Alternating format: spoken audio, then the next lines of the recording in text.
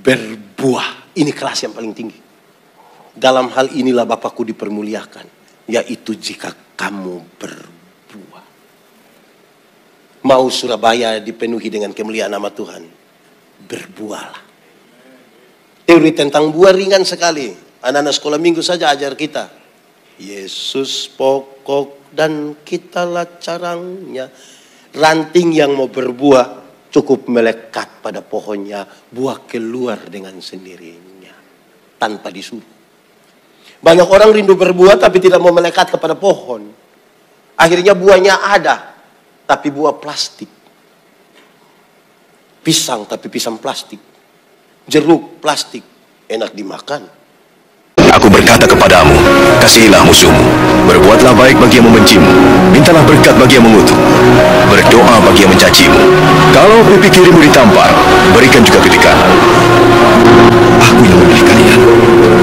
Mari berdoa. Ya Tuhan, siapakah kami ini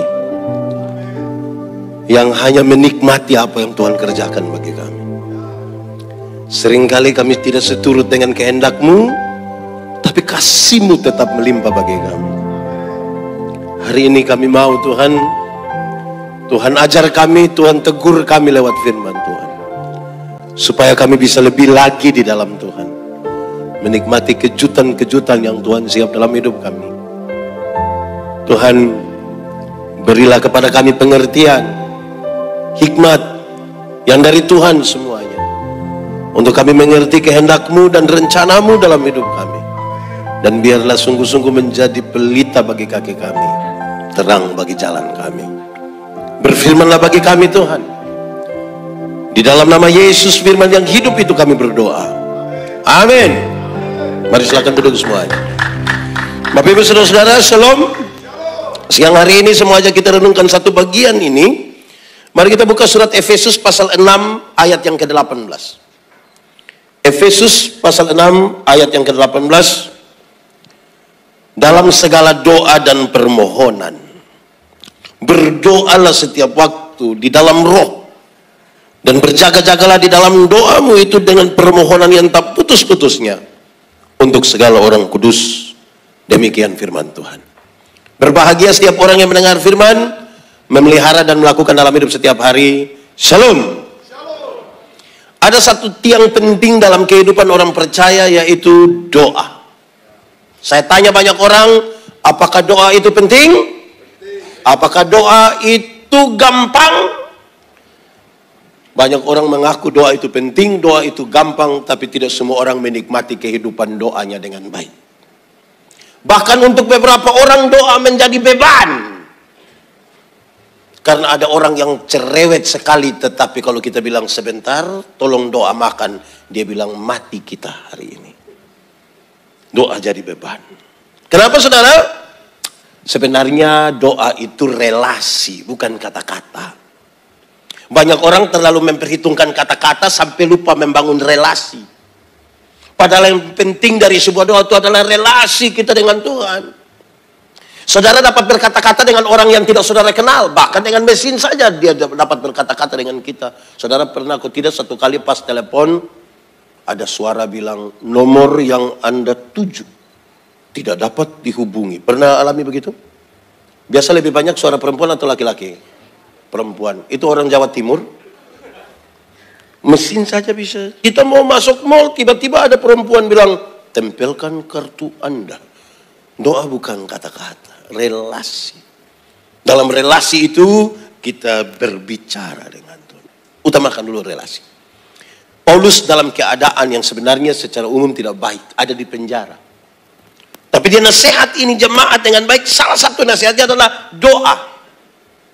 Dalam keadaan apapun berdoa. Sekarang ada 5 hal tentang doa yang Paulus nasihat, dan saya kira itu menjadi bagian penting bagi kita. 1, berdoalah setiap waktu. Sama-sama 1, 2, 3. Berdoalah setiap waktu. Yang dimaksud dengan berdoa setiap waktu itu bukan jam 5, jam 6, jam 7, jam 8, jam 9, bukan itu. Lama-lama kita tidak kerja, kita tutup mata seterus begini. Yang dimaksud dengan berdoa setiap waktu adalah berdoalah waktu kamu senang, berdoalah waktu kamu sehat, berdoalah waktu kamu Berdoalah waktu kamu sukses, berdoalah waktu kamu gagal. Kenapa hal ini serius? Ada orang ketika sukses, ada yang masih berdoa, tapi ada yang lupa berdoa. Ada orang yang ketika susah masih berdoa, tapi separuh sudah tidak mau berdoa. Dan itu dia bilang, berdoalah setiap waktu. Tuhan selalu mengizinkan kita mengalami 3 keadaan. Keadaan pertama, ada keadaan di mana kita mau, Tuhan bilang boleh. Pernah alami kita mau dan Tuhan bilang boleh? Senang kita tuh, kepingin bersaksi di mana-mana, bikin status Tuhan Yesus baik. Kalau kita mau, Tuhan juga. Tapi ada keadaan kedua di mana kita mau, Tuhan bilang tidak. Waktu kita mau dan Tuhan bilang tidak, itu kecewa kita. Beberapa orang tidak mau berdoa, dia bilang, pendeta, kita doa sama saja. Itu tetangga tidak tahu berdoa, tapi tiap hari ganti mobil dia, Grab. Terus kita anggap dia lebih baik dari kita. Ada keadaan ketiga menarik. Ada keadaan di mana Tuhan mau, tapi kita tidak mau.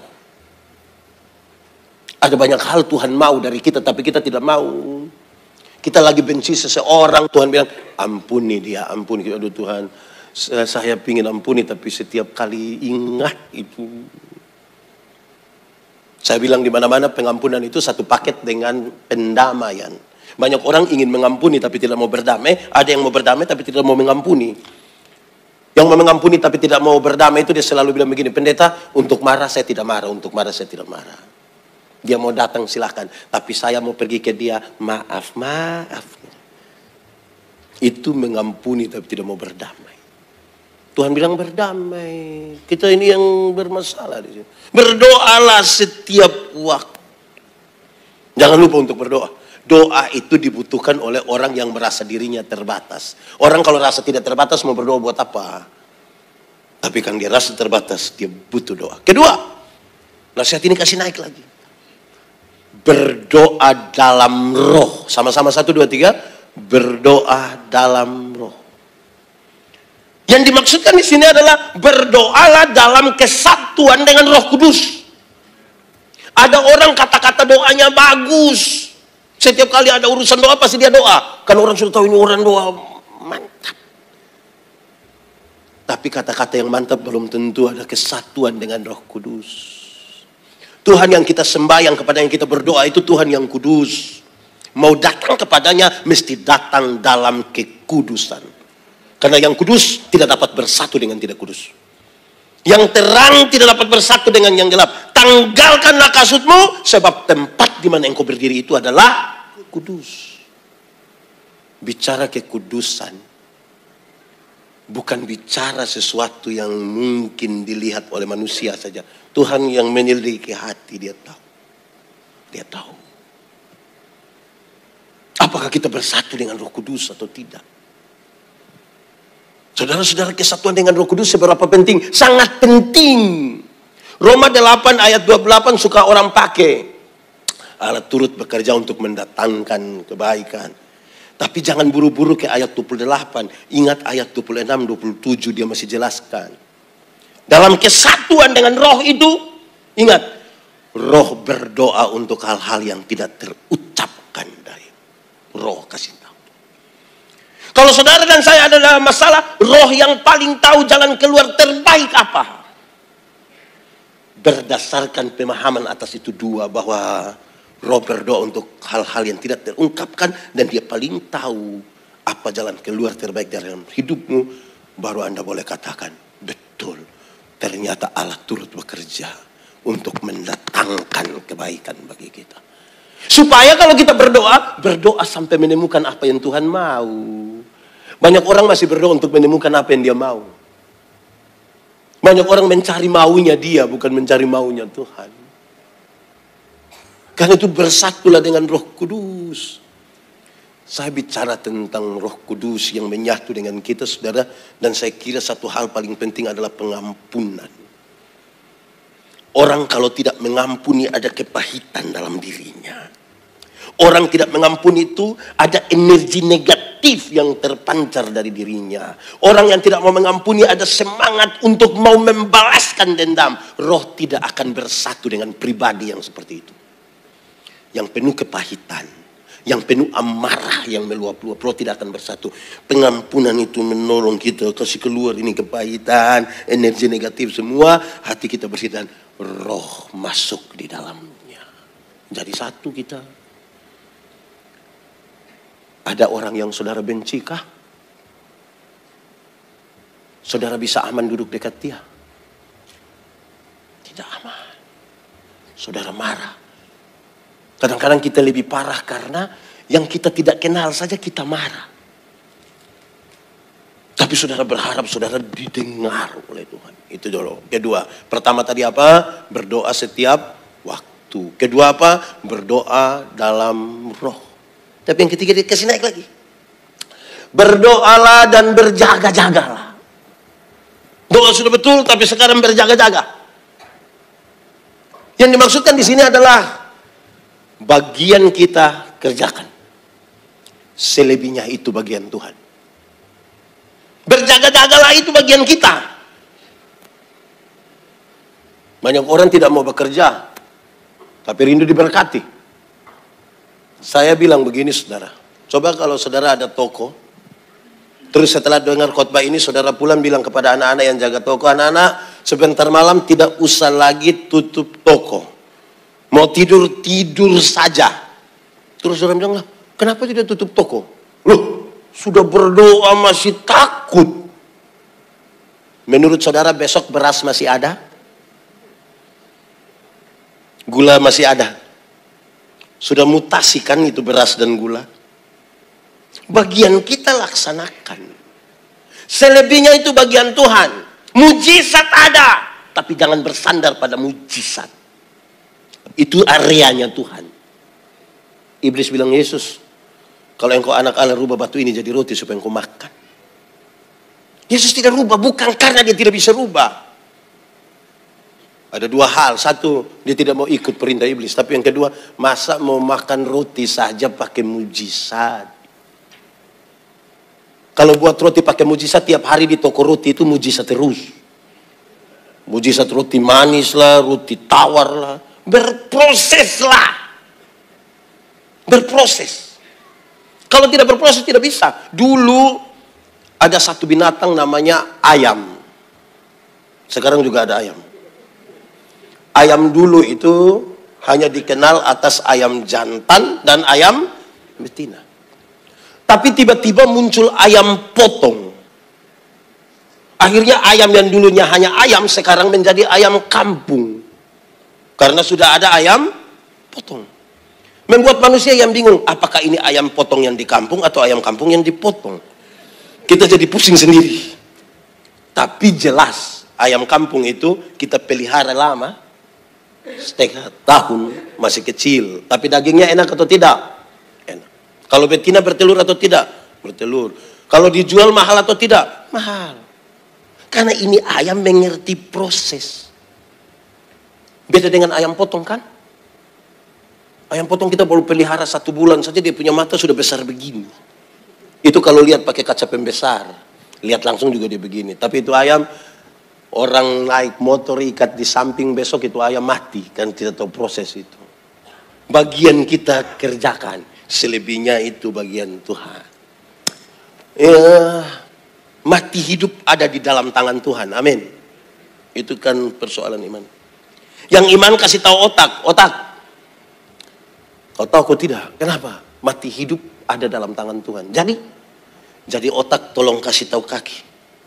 Supaya kalau ada trek lari kencang ikut jalan raya, kaki jangan lompat ke tengah. Terkoneksi antara yang kita imani, yang kita ucapkan, yang kita lakukan. Ada masa depan di dalam tangan Tuhan. Amin. Tuhan menyiapkan masa depan bagi anak-anakmu. Tapi yang antar itu anak ke sekolah bukan Tuhan yang antar. Siapa yang antar? Kan orang tua. Atau siapa di antara kita yang karena terlalu sibuk pagi-pagi dia berdoa, Tuhan saya sibuk jadi Tuhan tolong jemput anak-anak. Kalau Tuhan yang jemput, pulang kita menangis. Jadi yang bagian kita kerjakan. Selebihnya itu bagian Tuhan. Bukan karena Tuhan tidak mampu untuk memberikan kepada kita dengan cuma bukan terlalu gampang. Tapi Tuhan mau kita berusaha bersama-sama dengan Dia melewati satu persatu dalam proses hidup ini, baru kita mengerti betul Tuhan itu. Satu persatu. Sudah 3 ini. Tapi yang keempat dia bilang, ingat, berdoa tanpa putus-putus. Berdoa tanpa henti-hentinya. Yang dimaksud dengan berdoa tanpa putus-putus itu dia bicara tentang konektivitas, hubungan, instalasi. Ini ruangan kan listrik ya, ini kan sudah terinstal. Butuh lampu, tinggal kasih hidup. Butuh untuk cas handphone, tinggal colok. Butuh untuk apapun, karena sudah terinstalasi. Kita di rumah kan ada listrik, terinstalasi. Mau buat apapun tinggal jadi. Atau siapa di antara kita yang sore-sore pulang baru dia beli kabel, beli bola lampu, tang, dia pasang, pagi dia bongkar, besok dia taruh ulang. Tidak begitu. Terinstalasi. Pernyataan tentang doa yang selalu terkoneksi dengan Tuhan itu pernyataannya hanya 2. Satu dia bilang, Yesus hanya sejauh doa.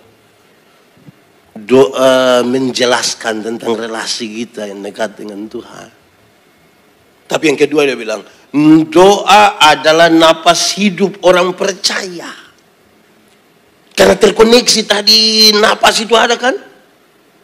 Ada orang yang hidup, tapi sudah mati karena tidak terhubung dengan Tuhan. Doa adalah napas. Saya tanya banyak orang, saudara bisa tahan napas? Bisa pendeta. 1 detik bisa? Bisa. 1 menit bisa? Bisa. 1 jam? Bisa tahan napas 1 jam? Bisa tahan napas 1 hari? Kalau saudara tahan napas 1 jam, ada 3 huruf tambahan di depan. A, L, M. Tambah. Terus gereja kirim krans bunga tulis, turut berduka cita. Kan kita tidak mungkin tahan selama itu. Orang percaya dalam konektivitas itu, dia berdoa kepada Tuhan. Nah, kelima yang terakhir. Berdoalah untuk orang lain. Jadi pertama, berdoa setiap waktu, berdoa dalam roh, berdoa dan berjaga-jaga, berdoa tanpa putus-putus. Tapi dikasih ingat yang terakhir, berdoalah untuk orang lain. Yesus mengajarkan dengan baik ketika Yesus bilang, kalau engkau ingin berdoa, jangan berdoa seperti orang munafik. Mereka suka berdiri di pinggir-pinggir jalan, di tikungan-tikungan raya, berdoa sekuat-kuatnya. Kamu telah mendapat upahmu. Kalau engkau berdoa, masuklah ke dalam kamarmu. Kenapa Yesus suruh masuk kamar? Rumah orang Yahudi kan hanya terdiri dari 1 kamar tidur. Jadi kalau Yesus bilang masuk kamar, itu pribadi sekali. Hubungan itu. Doa syafaat hanya boleh didoakan oleh orang-orang yang punya relasi pribadi dengan Tuhan di dalam kamar tidurnya sudah beres. Kalau belum beres relasi pribadi itu, tampil di hadapan banyak orang, berdoa bagi banyak orang, ini masuk dalam kategori munafik. Sekarang dijelaskan, berdoalah untuk orang lain. Saya waktu merenungkan bagian ini, saya pikir, ini serius. Kenapa? Coba periksa kita punya doa. Kita ini kalau berdoa 1 menit pertama tuh kemuliaan semua. Tuhan engkau baik, engkau dahsyat, engkau terlalu luar biasa, Tuhan maha. Itu 1 menit pertama. Masuk menit kedua itu daftar permintaan. Itu semacam proposal itu. Permintaannya 1, 2, 5, 10, 20, 30, 40, 50, 60, 70, 80. Baru dia bilang, ampunilah segala dosa kami. Dalam nama Yesus kami berdoa. Amin. Ada beberapa orang yang sebelum kata ampuni itu dia tambah 1 kalimat pendek. Tuhan, sebenarnya masih banyak hal yang ingin kami pinta. Sudah di 80 belum terlalu banyak gitu. Tapi sudahlah, minta kepada Tuhan. Tapi poin yang di sini yang saya mau bilang adalah, coba periksa berapa banyak kita berdoa untuk orang lain. Kadang-kadang dalam doa saja kita terlalu egois. Paulus nasihat, ingat, tidak ada pemerintahan yang tidak berasal dari Allah. Pemerintah itu hamba Allah, bukan wakil, hamba Allah. Kalau wakil kan bisa bicara menurut kemauannya, hamba bicara menurut kemauan tuannya. Pemerintah hamba. Terus dia nasihat lagi kepada Timotius, Timotius, berdoalah bagi pemimpinmu. Kenapa? Waktu dia jadi wali kota, waktu dia jadi gubernur, waktu dia jadi presiden, dia ada di satu posisi tertentu yang dikelilingi oleh banyak sekali kepentingan. Keluarga, tim sukses, ring 1, ring 2, dan seterusnya. Itu tempat menjadi tempat yang sangat licin bagi dia. Padahal dia akan mengambil keputusan menyangkut banyak orang termasuk kita. Berdoalah supaya dia jangan tergelincir di sini. Berdoa supaya dia jangan tergelincir di sini. Supaya ada kewajiban sosial dari kita. Jangan lupa berdoa bagi orang lain. Saya tanya beberapa orang, pernah berdoa kasih orang lain? Pernah pendeta. Doa apa? Doa serahkan. Ini mau mati atau apa ini? Doalah bagi orang lain. Saudara lihat sekarang, 5 hal yang menarik ini. Berdoa setiap waktu, berdoa dalam roh, berdoa dan berjaga-jaga, berdoa tanpa putus-putus, dan berdoalah untuk orang lain. Saudara bisa membayangkan betapa banyak hal yang harus kita lakukan, tapi yang pertama urusannya dengan diri kita sendiri. Urusan pertama adalah urusan pribadi kita dengan Tuhan. Tidak boleh ada orang mengatakan saya sudah selesai dengan Tuhan. Tidak ada. Perjalanan dengan Tuhan itu perjalanan terus menerus. Supaya kita menyadari dalam 5 hal itu, ternyata bukan kita pegang Tuhan. Semakin kuat usaha kita pegang Tuhan, makin cepat kita melepaskan Dia karena tenaga kita terkuras di situ. Tuhan memegang kita. Supaya di waktu di mana tangan-tangan kita sudah tidak kuat lagi dan sepertinya mau terlepas, tangan Tuhan pegang kita. Mari ikut sini. Supaya kita tetap menikmati kehidupan itu dengan baik. Saudara, hanya doa yang memungkinkan kita bisa berkata sesuatu dengan jujur. Kadang-kadang beban yang terlalu besar membuat orang tidak sanggup berkata-kata. Dia hanya berdiam diri dan hanya meneteskan air mata. Dia tidak tahu kepada siapa dia harus menangis. Banyak kami suami-suami ini kan seperti tampilan kuat-kuat saja. Sejumlah hal kami sembunyikan biar istri anak tidak tahu. Kami tidak tahu mau menangis di mana. Hanya bisa menangis kepada Tuhan. Ketika Injil masuk di daerah-daerah pedalaman, orang agak kacau ketika melihat orang Kristen kok berdoa tutup mata ya. Iya, tidak apa-apa kami tutup mata. Mereka bilang itu kebodohan. Kenapa kami bodoh kalau tutup mata? Iya, kalau tiba-tiba ada serangan datang kamu mati. Oh, tidak. Kami tutup mata karena kami sementara berkonsentrasi kepada Tuhan.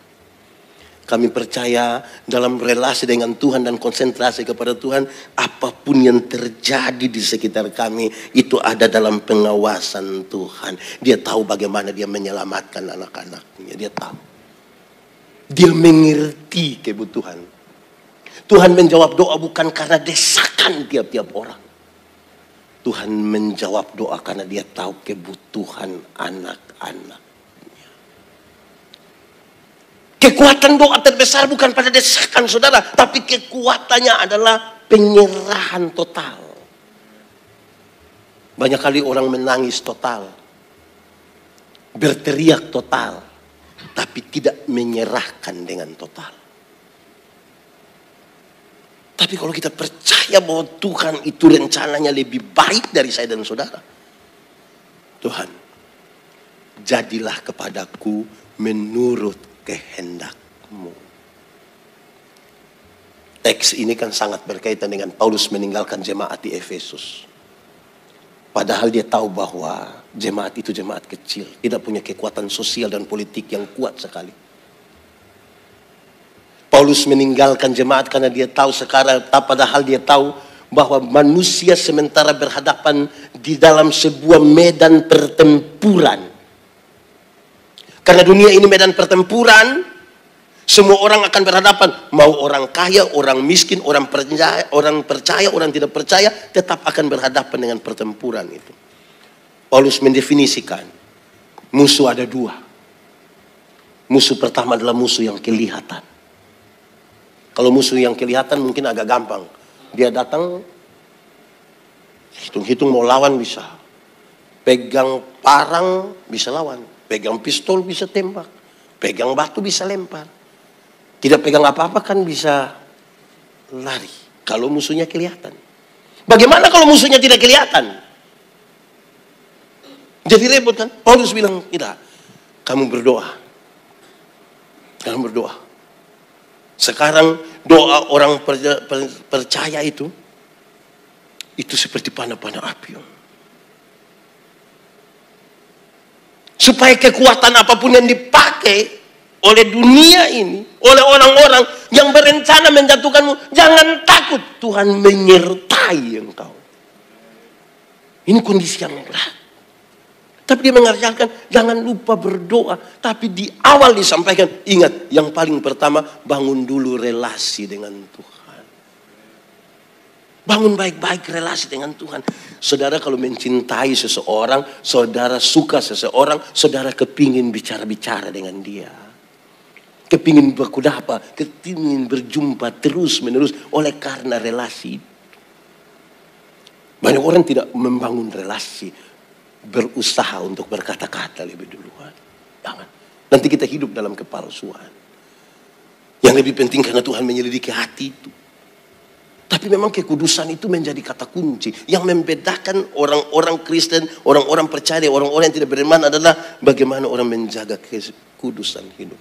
Saudara tidak akan pernah mendengar pendeta Yandi pencuri. Tidak akan. Karena yang kelihatan bisa kita jaga. Supaya orang jangan tahu. Tapi yang di dalam sini hanya Tuhan yang tahu. Saya bisa garansi kepada saudara yang kelihatan bisa setan tidak ketahuan. Tapi di dalam itulah kekudusan. Itu hanya Tuhan yang tahu. Karena itu sekarang, ingatlah kekudusan hidup. Dia mau kasih naik kita punya kelas. Nasihat Rasul Paulus kepada Timotius, dia punya murid itu, dia kasih tahu, engkau nanti jadi teladan, tapi dia kasih tahu 5 kelas yang bertingkat-tingkat sampai yang paling tinggi adalah kekudusan. Pertama, engkau mesti jadi teladan dalam kata-katamu, mesti terukur, mesti dihitung dengan baik. Kata-kata orang percaya itu berbeda dari orang-orang yang tidak percaya. Tapi yang kedua, setelah kata-kata sudah bagus, dia uji, kasih naik sedikit. Engkau mesti jadi teladan dalam tingkah lakumu. Sebab omong mungkin bisa, tapi belum tentu tindakan sesuai yang diomong. Setelah sudah bagus-bagus ini, dia kasih naik tambah 1. Engkau mungkin punya tindakan sudah bagus, dia kasih naik. Engkau mesti jadi teladan dalam kasih. Karena tidak semua tindakan yang kelihatan bagus dibangun di atas kasih. Belum tentu. Saya khotbah di bank-bank, saya bilang ini ibu-ibu yang kerja di bank ini cantik-cantik semua. Mau lihat jauh atau lihat dekat tetap cantik juga. Mereka pakai pakaian bagus-bagus, kerja dalam ruangan yang tertata rapi, ber-AC lagi. Wih, kita pergi ke bank itu macam tidak mau pulang. Macam mau lihat-lihat orang begini. Kita naik di tangga terakhir dengan santun sekali mereka bilang, selamat siang, ada yang bisa kami bantu? Terus saya tanya dorang, ibu-ibu, siapa di antara ibu-ibu yang bangun pagi lihat suami pas bangun terus dia bilang, selamat pagi? Ada yang bisa kami bantu? Yang kelihatan baik belum tentu dibangun di atas kasih. Sehingga dia kasih naik. Tindakanmu yang baik itu harus didasarkan dengan apa? Kasih. Paulus nasihat dengan sangat baik itu. Kalau kamu tidak memiliki kasih, kamu tidak ada arti, dia bilang. Kalau kamu tidak ada kasih, tidak ada arti. Hukum Taurat itu 10. Dari 10 dijabarkan jadi 613 pasal. 613 pasal masih ada ribuan peraturan hidup setiap hari. Tuhan simpulkan dia dalam 2 kalimat. Mengasihi Allah, mengasihi sesama. Dalam 2 kalimat Tuhan simpulkan dia dalam 1 kata. Apa itu? Kasih. Setelah kasih sudah ada, dia kasih naik lagi 1. Engkau mesti jadi teladan dalam kesetiaanmu. Banyak orang sudah ada kasih tapi tidak setia. Ada kasih, mengasihi bagus, tapi tidak setia. Kadang-kadang mengasihi. Setelah sudah setia, dia kasih naik paling tinggi. Yang paling tinggi. Sekarang kita sudah setia ini. Tidak diragukan lagi kesetiaan. Tapi dia kasih tahu yang paling tinggi. Engkau mesti jadi teladan dalam kesucianmu. Kata-kata, tindakan, kasih, kesetiaan, urusan dengan manusia. Waktu bicara tentang kesucian, urusan dengan Tuhan Allah.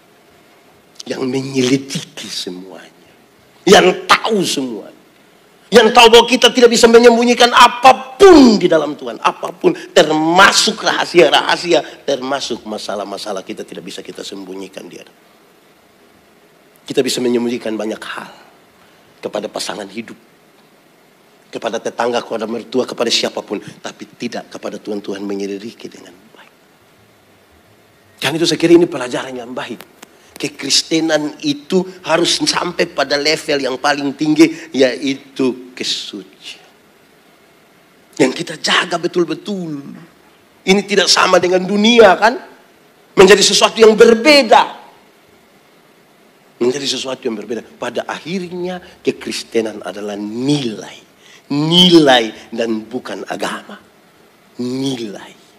Dan nilai itu berbeda dengan nilai di dunia ini. Karena dia membangunnya di atas kesucian hidup. Baru menyatu dengan Tuhan. Kalau tidak kita jadi aktivis. Aktivis pelayanan. Tapi tidak menyatu dengan Tuhan. Kita sibuk dengan jadwal-jadwal. Tapi tidak menyatu dengan Tuhan. Kita giat pada kegiatan agama. Tapi kita tidak menyatu dengan Tuhan. Kita panitia. Tapi tidak menyatu dengan inti daripada kepanitiaan. Sudah lihat, akhir dari semua itu kan kita akan menemukan siapa kita sudah sejauh mana. Kita kan bisa ukur. Kita bisa ukur. Tadi malam kami bercerita, saya bilang kekristenan itu ada 3 tingkatan. 1, beragama tapi tidak beriman. 2, bertobat tapi tidak berbuah. Dia hanya bicara tentang masa lalu. Kami dulu. Yang ketiga ini menarik. Berbuah. Ini kelas yang paling tinggi. Dalam hal inilah Bapakku dipermuliakan. Yaitu jika kamu berbuah. Mau Surabaya dipenuhi dengan kemuliaan nama Tuhan. Berbuahlah. Teori tentang buah ringan sekali. Anak-anak sekolah minggu saja ajar kita. Yesus pokok dan kitalah carangnya. Ranting yang mau berbuah cukup melekat pada pohonnya. Buah keluar dengan sendirinya. Tanpa disuruh. Banyak orang rindu berbuah tapi tidak mau melekat kepada pohon. Akhirnya buahnya ada. Tapi buah plastik. Pisang tapi pisang plastik. Jeruk plastik. Enak dimakan. Kan itu melekat. Yang bisa melekat, kata kuncinya tadi, jaga kesucian hidup. Di titik itulah kita bilang, Tuhan, rasa-rasanya saya tidak mampu menjaga. Kecuali kalau Tuhan yang pegang hidup. Dan kalau Tuhan yang pegang kita, tadi kan kita menyanyi. Kalau Tuhan ada di pihak kita, menyatu dengan kita. Pertanyaannya, siapakah yang akan menjadi lawan kita? Siapa? Kalau Tuhan di pihak kita. Mari kita tunduk kepala di hadapan Tuhan. Aku berkata kepadamu, kasihilah musuhmu, berbuatlah baik bagi yang membencimu, mintalah berkat bagi yang mengutuk, berdoa bagi yang mencacimu. Kalau pipi kirimu ditampar, berikan juga pipi kanan. Aku yang memilih kalian.